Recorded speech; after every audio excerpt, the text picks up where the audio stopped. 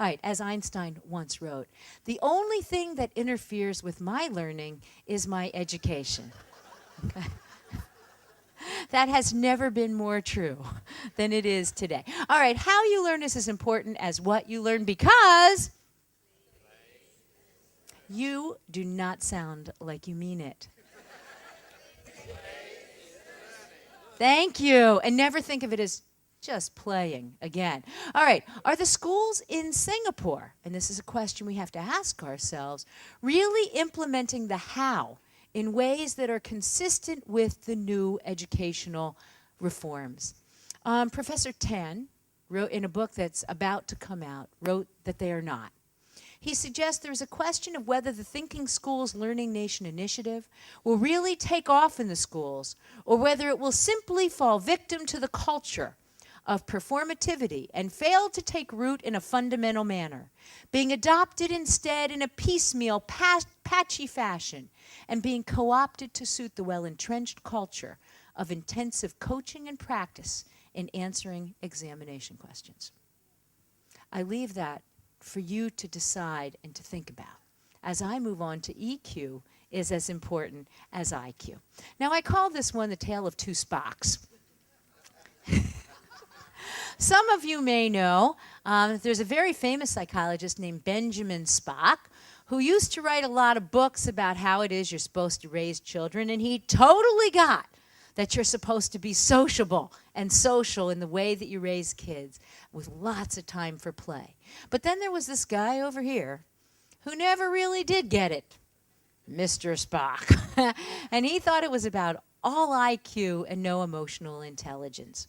So the scientific evidence today really does speak to this issue, and it points to the power of social skills for emotional and intellectual growth. In fact, some of the newest brain research suggests that animals like humans really do have social brains, highly social brains, and that a lot of what we're going to learn academically is going to come through the social. All right, that's a really interesting point. Sybil Raver in 2003 wrote, "From the last 2 decades of research, it is unequivocally clear that children's emotional and behavioral adjustment is important for their chances of early school success." What do we mean by this? Well, for example, parental talk about emotions creates children who are more sensitive to other people's emotions. How would you feel if she took your bear? If she knocked you off the swing? If you don't talk about these things, our children will never have the strategies or the vocabulary to be able to deal socially.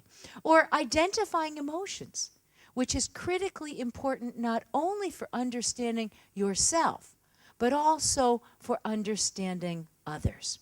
Understanding different points of view, understanding how you see the world, and being able to live with the multiple pieces are part of that mindset that's going to give us the flexibility we need for real teamwork and real collaboration in the 21st century. I'd like to argue that EQ is important for collaboration, for building moral character in children who need to learn right from wrong, for an understanding of who we are, an understanding of others, and importantly, for knowing how to work in teams. It does not develop on its own.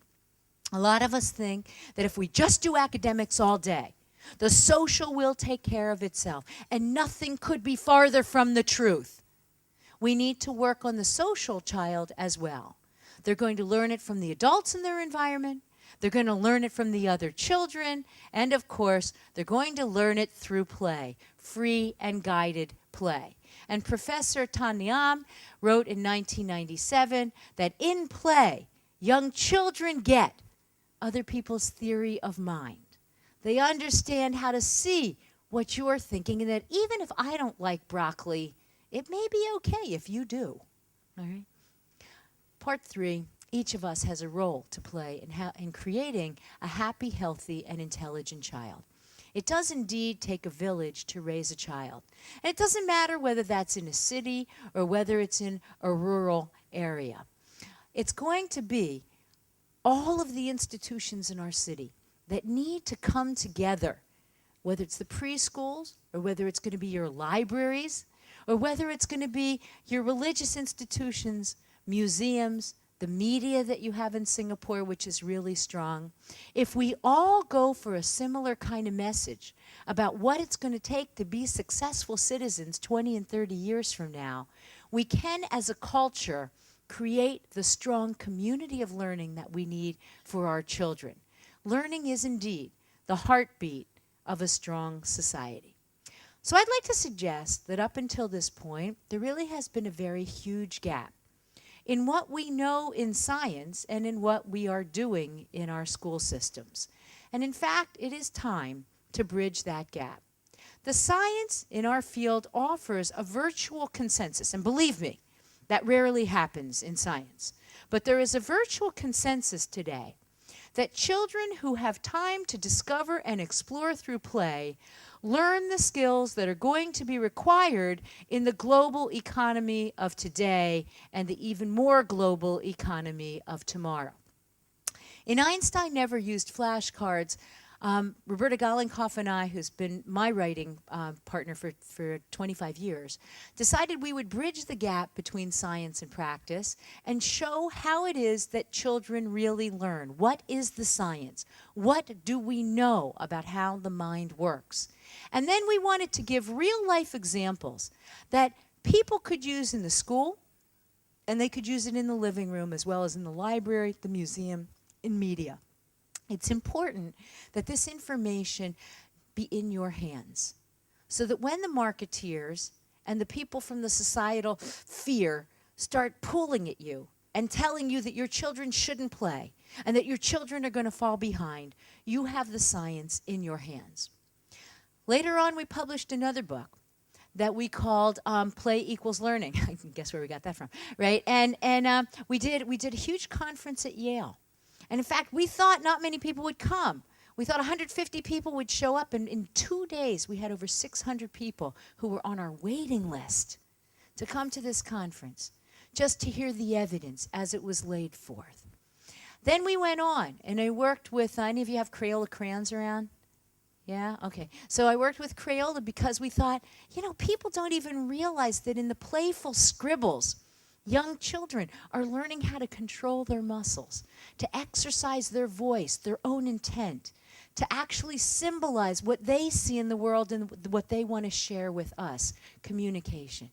And this year, we're publishing a mandate for playful learning, presenting the evidence that we hope to put forth out there to show that if we want the right kind of society in 2038, we have to start today with what we're doing in our preschools. So what's the bottom line point? Why are we so crazy in all the stuff we keep putting out?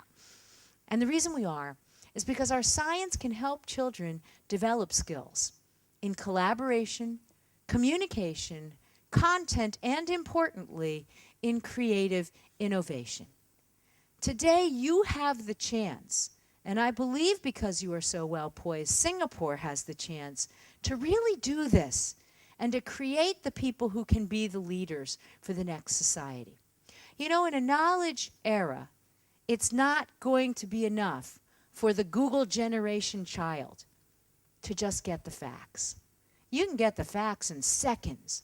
My kids showed me that early. They showed me that in 2 minutes of time they could get almost anything, even if it wasn't on Wikipedia, okay?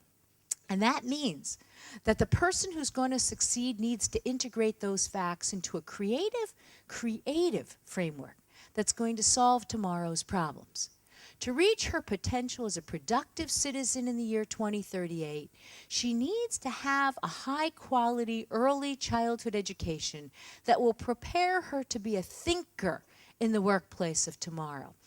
I know what that workplace is going to demand because business people are telling us it's going to take the 4 C's. It's going to take collaboration, communication, content, and creative innovation. And if we have those, we can raise intelligent, well-adjusted, successful adults.